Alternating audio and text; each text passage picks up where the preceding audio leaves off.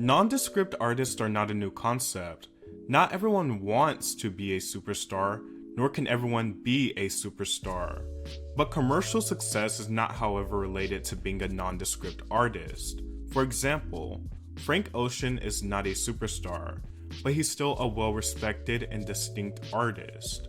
A singer can also make generic or general appealing songs and still be a bit more distinctive, like Rihanna or Ariana Grande, who have carved out a distinctive look, or in Rihanna's case, she changes looks a lot, but they still add their personality into those general wide appealing songs. Then there's the rare case of someone like Maroon 5, who lost their identity, artistic credibility if they ever had any, and just quality music a long time ago. But they still managed to get these massive hits, and I think that's because they found their audience and they've never wavered from it. And they're trend hoppers who have songs with super catchy pop hooks. To be clear, in my eyes, nondescript doesn't mean you haven't achieved success. It means you don't really have a loyal following. You never really did. You don't have any qualities to make you stand out, and most of the music that you release is extremely passable. And if you still continue to chase that superstardom while being nondescript, then you will constantly be disappointed. And I really wanted to have a thoughtful conversation about this, because I do see a lot of nondescript artists who would like to think that they aren't, release something they feel is important and that people should pay attention to, yet they haven't really done the due diligence for people to pay attention and really respect their craft. Pop music has a very distinct way of categorizing artists, and in fact this could apply for music artists in general. The first type of artist is a performer, or simply just a singer. These type of artists usually sing songs that are written for them. These artists may have co-writing credits, but they aren't necessarily known for their songwriting, or it's well documented that they haven't had much input into their songwriting. I view people like Rihanna or Ariana Grande as a performer, meaning they may be credited on some tracks, but are also not credited on a lot, so they are seen as performers. I also think songwriting credits can come across a bit titular. These days it's a bit harder to distinguish what a pop artist really wrote, or what portion they wrote, or if they wrote it at all, as it is known that it is a common practice for artists to steal publishing from songwriters, even if they didn't write it, which recently sparked a songwriting pact by the world's most famous pop songwriters. The document, dubbed the Pact, declares those who will sign will not give publishing or songwriting credit to anyone who did not create or change the lyric or melody or otherwise contribute to a composition without a reasonably equivalent meaningful exchange for all the writers on the song. One of the songwriters who signed this pact stated that artists will use bullying tactics and abuse their power to get songwriting credits and still publishing. I think this pact is extremely important.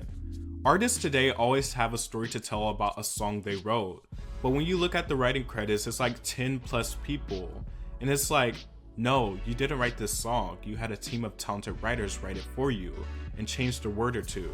Give credit where credit is due.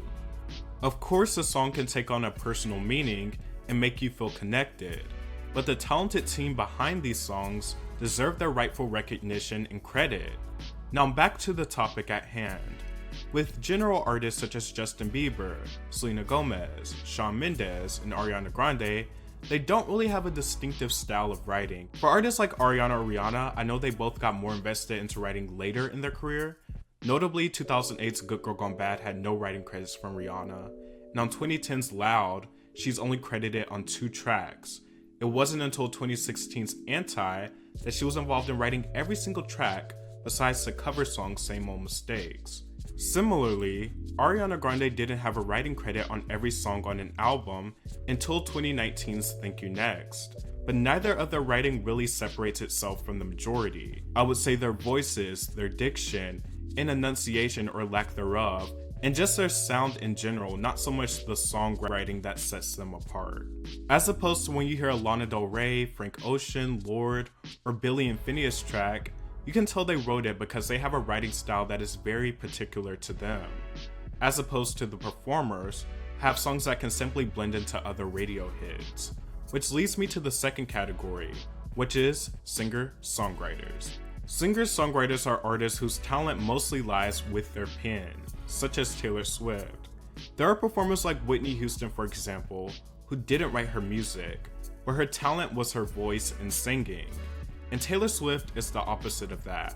She's not an amazing singer, she's not bad either, but her talent and artistry revolves around her songwriting more than anything else. Now there are artists who are both extremely talented singers and are songwriters, such as Mariah Carey, who can write a ballad and catchy R&B pop tune, or older greats such as Prince or Joni Mitchell, who have a pleasant voice range and are respected for their abilities in more than just songwriting. However, their artistry is centered around their songwriting. Bob Dylan, who has never been a good singer, is arguably the greatest songwriter to ever pick up a pen. The lyrical content is what matters most. To be clear, I also don't think being a singer-songwriter automatically puts you above a performer, or vice versa. There are many different talents to be appreciated, but does someone writing a good song make me appreciate their lyrics more? Yes. Similarly, someone giving a good vocal performance of a song they didn't write makes me appreciate their vocal talent or just pure emotion more. There's no hierarchy to me. It's all in the music itself. But what do you have when you're neither a performer or singer-songwriter, or if you're neither a noteworthy performer or singer-songwriter? In my opinion, that is a nondescript artist. What sparked my interest on this topic is a tweet and interaction I saw circulating from Bebe Rexha, where she was visibly upset about the underperformance of her album. Bebe Rexha has written songs for Selena Gomez, Rihanna, and Eminem, and Nick Jonas. The success hasn't translated into her own music career.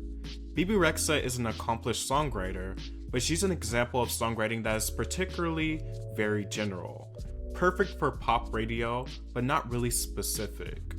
She has a voice that is not very distinct, which is why I think a lot of her biggest hits came from the EDM era of pop, where songs have that really annoying drop instead of a chorus, such as In the Name of Love and Hey Mama. Her voice fit perfectly into that genre. It doesn't need big or even distinctive voices. It needs voices that are malleable for the song.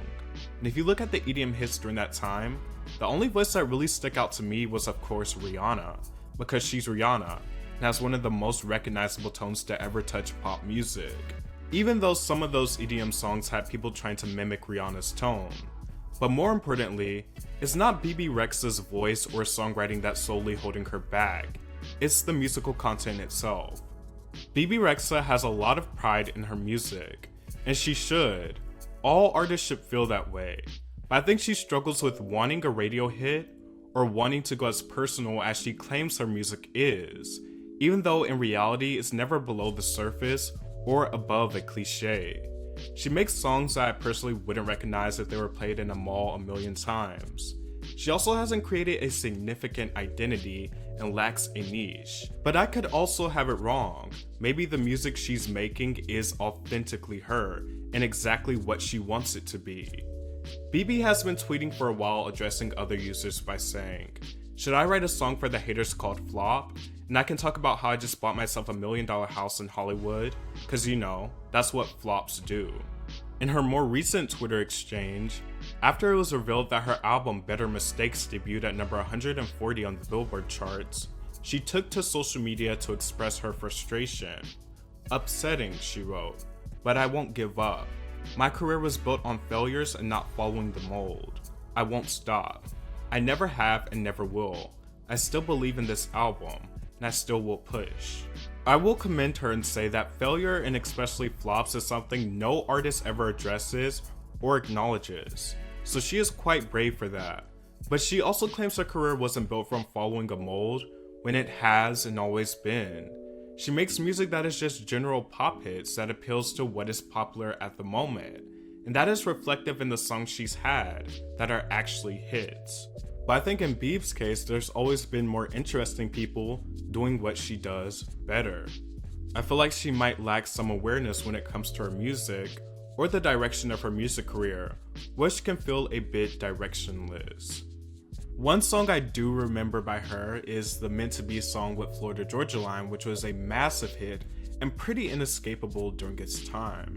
But once again, I think it just generally falls into that category of songs that can be sung by anyone at all.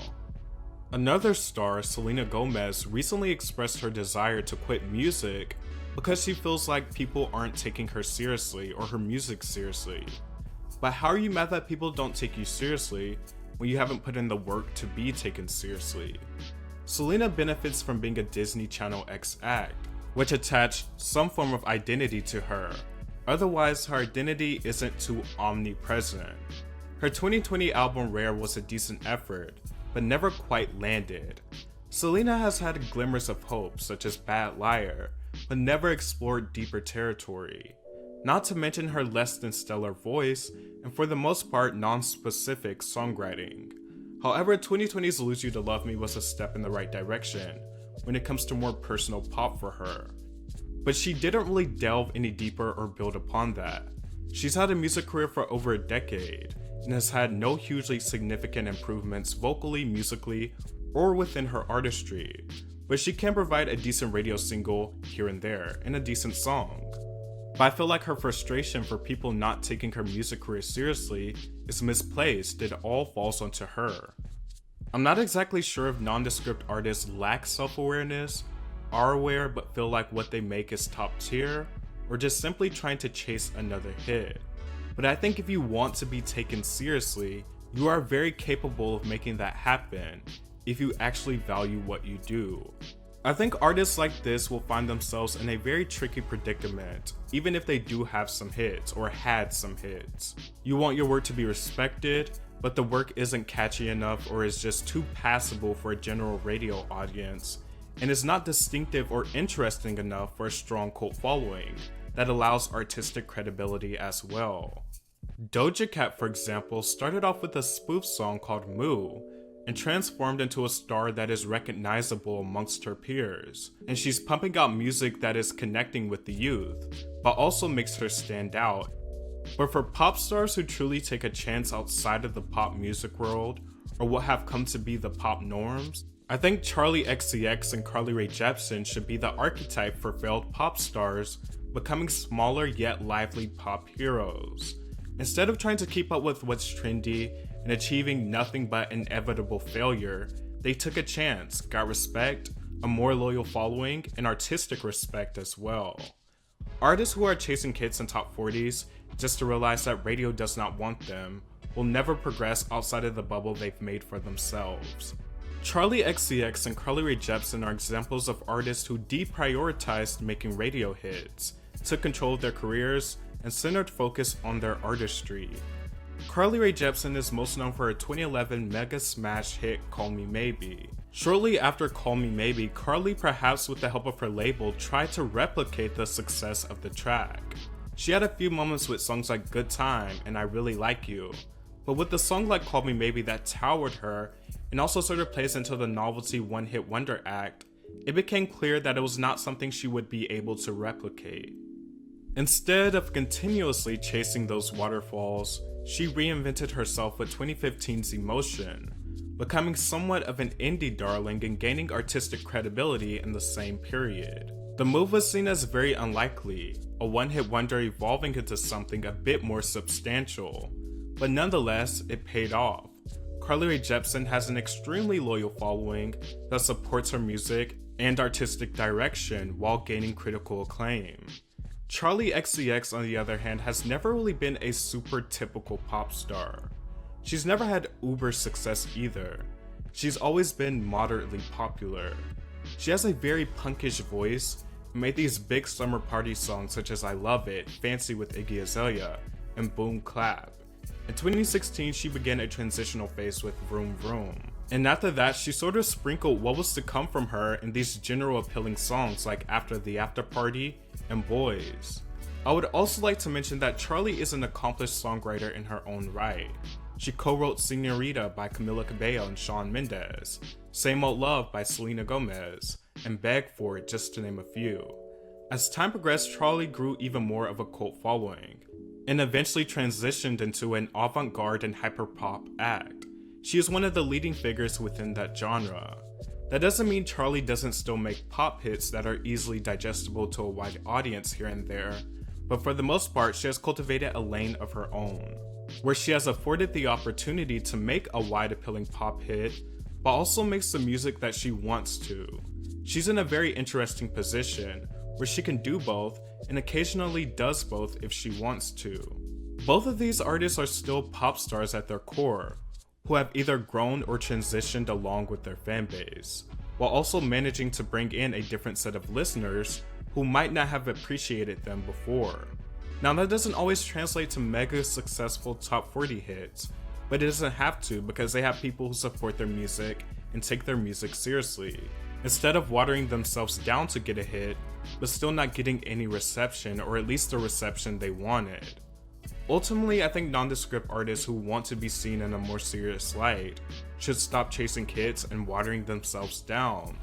Otherwise, they'll continue to be utterly disappointed when they realize the work they are doing is still not getting the praise or reactions that they want or feel should get. Because there comes a point when you're still chasing hits, but the audience that once supported those hits just don't care. Whether it's due to a changing musical landscape, the artist, or the music itself. Meanwhile, you could have a loyal fanbase who listens to everything you do, and although they might not be instant smashes, a lot of cult following albums from artists who don't necessarily appeal to a mainstream audience start off pretty small but gradually builds up and people respect what you do more. For artists who do have some type of recognition or hits that were big but their music isn't connecting, will also have a much easier time getting someone to pay attention to them instead of someone who's starting from the absolute bottom. And of course, the respect and admiration for smaller artists like Charlie XCX or Carly Rae Jepsen doesn't come out of thin air. The music actually has to be good or at least appeal to a niche. Cultivate something that is distinctive to you. The reason artists like Beyonce, Taylor Swift, Rihanna, The Weeknd don't have to worry about things like this is because they have brought to the table sounds that are both wide appealing and shows their personality. They all have qualities that have set them apart, whether that be the writing style, personality, looks, or all.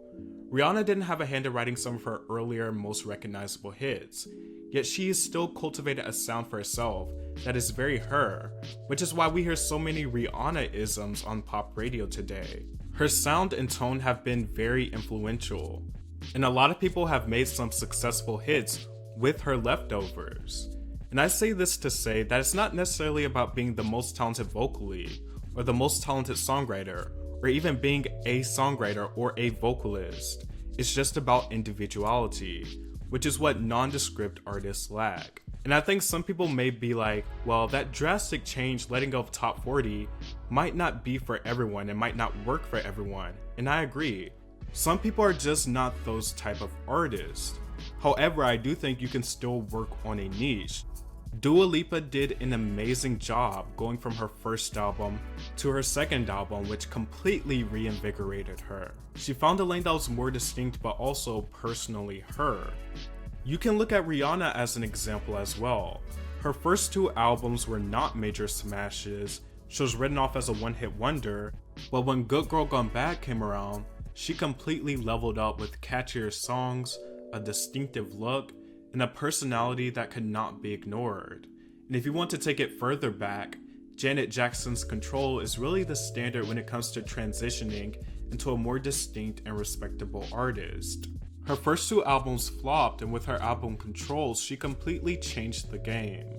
And that's a high standard, but the point is, it's very possible to create a more distinct character in your music without abandoning top 40. No one is entitled to purchase, support, or take anyone's music seriously. But if the artist takes themselves seriously and puts effort into evolving their craft, more likely than not, they will attract the people who will give them the validation they crave.